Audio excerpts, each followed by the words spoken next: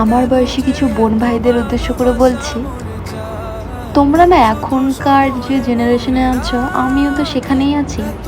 এইখানে অনেকে বাঁশ খাচ্ছে, অনেকে বাঁশ দিচ্ছে, অনেকে অন্যের সাফল্য দেখে নিজেকে ছোট মনে করছে। তো অনেক বিষয় এখানে উঠে আসছে। অনেকে আমার মতন বাঁশও খেয়েছে, অনেকে আমার মতন আমার মতন মানুষদের বাঁশও দিয়েছে।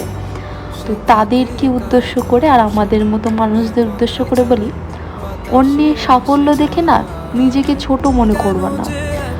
আর এটা মনে রাখবা যে যে সামাজিক সোশ্যাল মিডিয়াতে, ফেসবুক, ইনস্টাতে না সবাই কেবল তাদের সফলতার দিকটাই তুলে ধরে।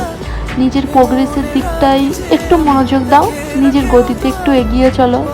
শুধু স্ক্রিনের দিকে তাকিয়ে না থেকে প্রকৃতির কাছাকাছি সময় কাটাও, নিয়মিত হাঁটাচলা করো, খেলাধুলা করো, শরীর মন দুটোই ভালো থাকবে।